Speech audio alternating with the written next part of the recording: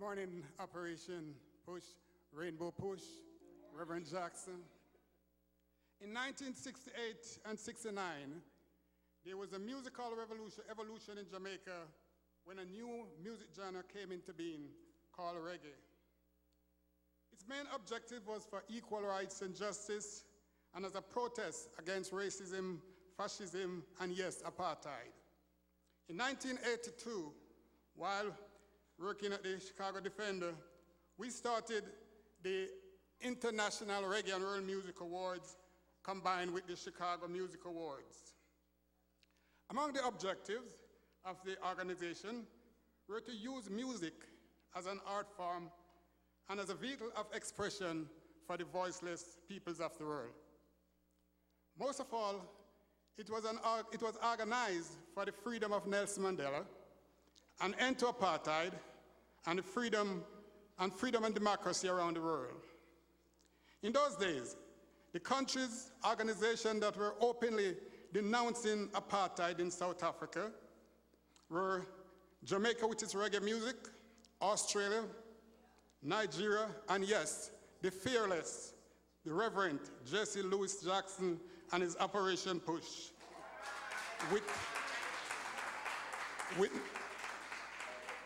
With no thanks to the American government in those days. We are in a time now when we must be careful, watchful, so the clock will not turn back. Recently, as IRAMA expert and committee members internationally search for that one global freedom fighter who has contributed the most to humanity worldwide, we could find no better person than the untiring servant of the people, the Reverend Jesse Louis Jackson.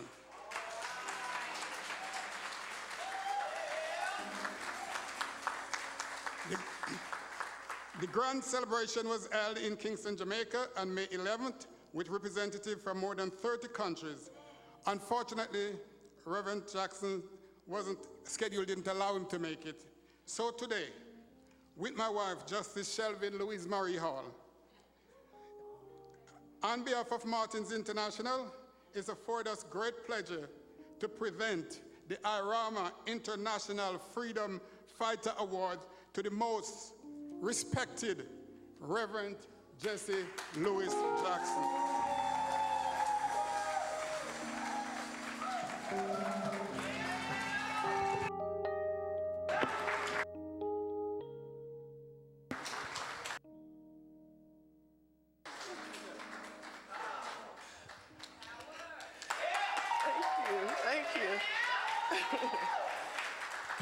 To the officials here gathered, to the guest friends, Betty Magnus, our friend, and each and every one of you, I am Justice Shelvin Louise Marie Hall of the Illinois Appellate Court.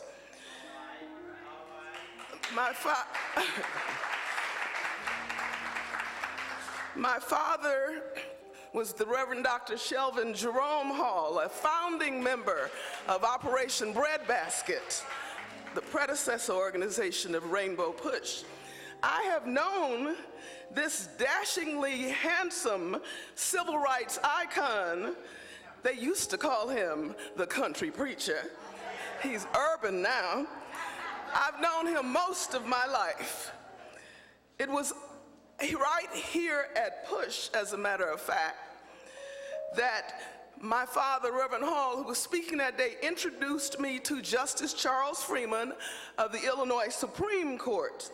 And immediately, Reverend Jackson piped up and said, "She ought to be a judge." And from his mouth to Justice Freeman's heart to God's ears, here I am now, 28 years later, 28 years of judicial service. Thank you, Reverend Jackson.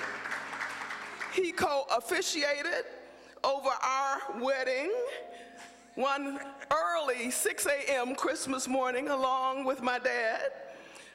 Thank you, Reverend Jackson. When I became the national chair of all the black judges in the United States, He was my keynote speaker. Thank you, Reverend Jackson, coming to Philadelphia. And then one morbid May, when both of my parents died within 20 days of each other, he was there at both occasions. Thank you so much for being there, Reverend Jackson. And just this last year, he charmed the justices of the Supreme and the Illinois Appellate Court at our Black History program, along with Judge Hill and the Push Excel oratorical speakers. We cannot thank you enough, Reverend Jackson. So for all you have and will do, for all those whose lives you have personally touched, my husband Ephraim Martin and I salute you. We thank you. We love you. And along with all of these people here assembled, we all say, thank you, or as Daddy would say, thank you, Reverend Jesse Jackson.